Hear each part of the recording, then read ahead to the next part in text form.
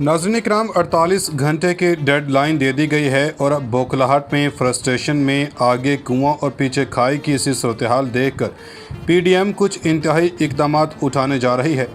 इन सब में तहरीक इंसाफ के ख़िलाफ़ मुल्क भर में ऑपरेशन लॉन्च होने के करीब, दफातर के सील होने और टॉप की लीडरशिप की गिरफ्तारी के हवाले से तबले जंग बच चुका है। इसकी डिटेल्स तो आपके सामने रखनी है, लेकिन इमरान खान भी इस वक्त हाथ पर हाथ धरे नहीं बैठे। ईंट का जवाब पत्थर से देने का फैसला कर लिया गया है और इन्हें वहां से पकड़ा जाएगा, इनकी गर्दन वहां से दबोची जाएगी जहां पर इनकी चीखें आपको मुरीख तक जाती हुई नजर आएंगी।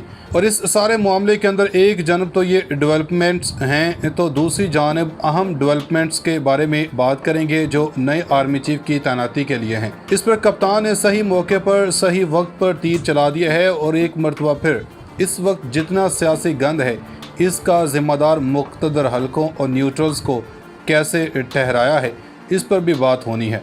और कप्तान को फंडिंग का लालच देने वाले दो ममालिक कौन से थे? इमरान खान ने तो सिर्फ ये कहा था कि इन्हें फंडिंग का लालच देने वाले दो ममालिक थे, इनका भी ड्रॉप सीन हो चुका। सबसे पहले तो अब मामला ये है कि तहरीक इंसाफ ने इलेक्शन कमीशन के बाहर एहतजाज का फ़ैसला किया हुआ है।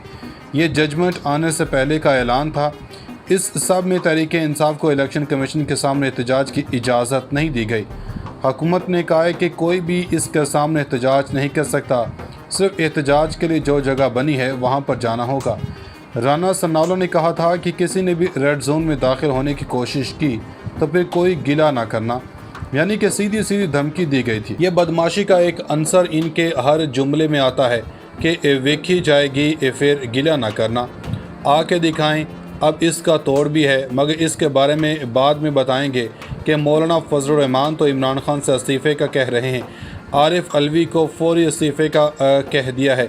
सदर का मुआवजा ये कर नहीं सकते, इसके लिए तो थर्ड मेजॉरिटी चाहिए होती है। मौलाना की सियासत फंसी हुई है, सियासत अपनी ख़त्म कर बैठे। हमज़ा ने वज़ीर आला बनने का ख्वाब पूरा कर लिया, शहबाज शरीफ ने शेरवानी पहन ली, अब मौलाना सदर ममलिकत बनना चाहते हैं, इसलिए वो ज़्यादा गुस्से में हैं। इस वक्त सूरत हाल बन चुकी है।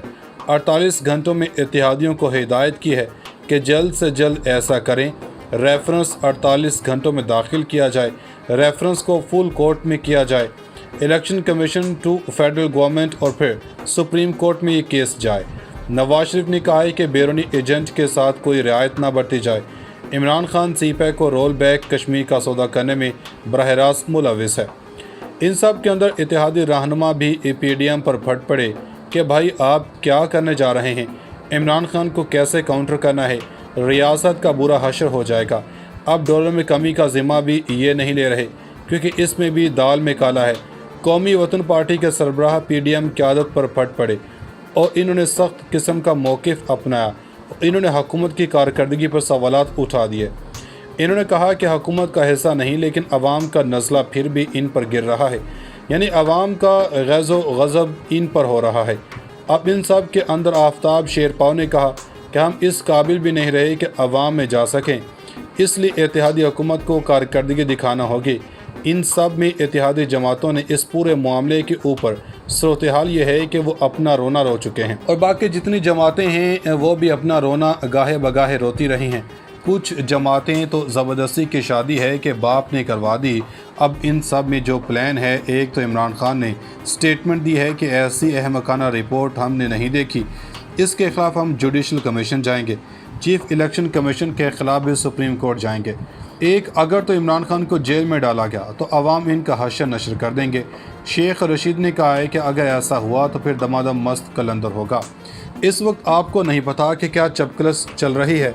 इमरान खान एक जुमला बोल दें तो ये मुल्क श्रीलंका जैसे हालात हो सकते हैं। वो 25 मई को वापस ना जाता तो आज पाकिस्तान में खूनी इनकलाब के बाद हालात इसके हक़ में हो चुके होते। अब इन सब में इमरान खान को कुछ किया गया, नुकसान पहुंचाया गया, जेल में डाला गया, तो पीछे अवाम को कंट्रोल करने वाला कोई नहीं होगा। फिर जब अवाम अपने हाथ में चीज़ें लेती है तो फिर हालात कंट्रोल से बाहर होते हैं। फिर एक जन PTI ने पॉलिसी बनाई है कि अगर ऐसे तो ऐसे ही सही।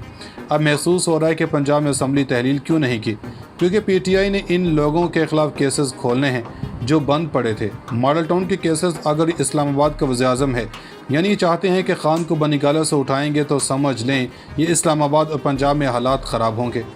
یہ پھر دیکھ لیں کہ آپ کا وزیر اعلیٰ لاہور میں تنگ ہو جائے گا۔ ان میں سے کوئی پنجاب میں داخل نہیں ہوگا، ورنہ انہیں جیسے کو تیسا یہ پالیسی پی ٹی آئی نے اپنا لی ہے۔ جبکہ صورتحال یہ ہے کہ عمران خان نے ایک اور بات کی ہے کہ آرمی چیف کی تقرری سے زیادہ اہم معیشت ہے۔ شہباز اور زرداری ڈرے ہوئے ہیں، کیا ہم نے ملک کو مزید نیچے لے جانا ہے؟ ان سب چیزوں کا حل نیا الیکشن ہے اور آرمی چیف کے تقرری کے لیے پورے ملک کو ہولڈ پر نہیں ڈالا جا سکتا۔ یہ بات بڑی واضح ہو چکی ہے کہ پورے ملک کو ہولڈ پر رکھنا، پھر اس پر نگراں سیٹ اپ تعینات کرنا، اللہ نہ کرے پاکستان ہی نہ رہا، ایسا بولتے ہوئے بھی دکھ ہوتا ہے۔ ان لوگوں نے حالات ایسے کر دیے ہیں، لیکن اللہ نہ کرے ہمارے ملک کو ہی کچھ ہو گیا تو پیچھے کس کو لگواؤ گے؟ اب ان سب میں عمران خان کو 2 ملکوں سے آفر آئی تھی۔ مولانا نے بھی کہا تھا کہ عمران خان کو سی پیک کو رول بیک کرنے کے لیے 2 ملکوں یو اے ای سے فنڈنگ کی آفر ہوئی تھی، جس کی تصدیق عمران خان نے کر دی۔ عمران خان بھی مگر ان ملکوں کے نام نہیں لیے تھے، وہ اصل میں یو اے ای اور سعودی عرب تھے، لیکن عمران خان نے اس ساری فنڈنگ کو پس پوش ڈالا۔ اب دیکھ لیں کہ اگر عمران خان سی پیک کو رول بیک کرتا تو چین اور روس عمران خان سے خوش کیوں تھے؟ امپورٹڈ حکومت سے تو یہ دونوں ممالک خوش نہیں ہیں۔ چین قرضہ دینے کے لیے راضی نہیں ہے۔ یہ مقام موت ہے اس حکومت کا، یعنی چاہتے ہیں کہ خان کو بنی گالہ سے اٹھائیں گے تو سمجھ لیں یہ اسلام آباد اور پنجاب میں حالات خراب ہوں گے۔ یہ پھر دیکھ لیں کہ آپ کا وزیر اعلیٰ لاہور میں تنگ ہو جائے گا۔ ان میں سے کوئی پنجاب میں داخل نہیں ہوگا، ورنہ انہیں جیسے کو تیسا یہ پالیسی پی ٹی آئی نے اپنا لی ہے۔ جبکہ صورتحال یہ ہے کہ عمران خان نے ایک اور بات کی ہے کہ آرمی چیف کی تقرری سے زیادہ اہم معیشت ہے۔ شہباز اور زرداری ڈرے ہوئے ہیں، کیا ہم نے ملک کو مزید نیچے لے جانا ہے؟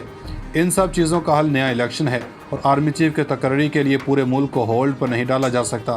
یہ بات بڑی واضح ہو چکی ہے کہ پورے ملک کو ہولڈ پر رکھنا، پھر اس پر نگراں سیٹ اپ تعینات کرنا، اللہ نہ کرے پاکستان ہی نہ رہا، ایسا بولتے ہوئے بھی دکھ ہوتا ہے۔ ان لوگوں نے حالات ایسے کر دیے ہیں، لیکن اللہ نہ کرے ہمارے ملک کو ہی کچھ ہو گیا تو پیچھے کس کو لگواؤ گے؟ اب ان سب میں عمران خان کو 2 ملکوں سے آفر آئی تھی۔ مولانا نے بھی کہا تھا کہ عمران خان کو سی پیک کو رول بیک کرنے کے لیے 2 ملکوں یو اے ای سے فنڈنگ کی آفر ہوئی تھی، جس کی تصدیق عمران خان نے کر دی۔ عمران خان بھی مگر ان ملکوں کے نام نہیں لیے تھے، وہ اصل میں یو اے ای اور سعودی عرب تھے، لیکن عمران خان نے اس ساری فنڈنگ کو پس پوش ڈالا۔ اب دیکھ لیں کہ اگر عمران خان سی پیک کو رول بیک کرتا تو چین اور روس عمران خان سے خوش کیوں تھے؟ امپورٹڈ حکومت سے تو یہ دونوں ممالک خوش نہیں ہیں۔ چین قرضہ دینے کے لیے راضی نہیں ہے۔ یہ مقام موت ہے اس حکومت کا۔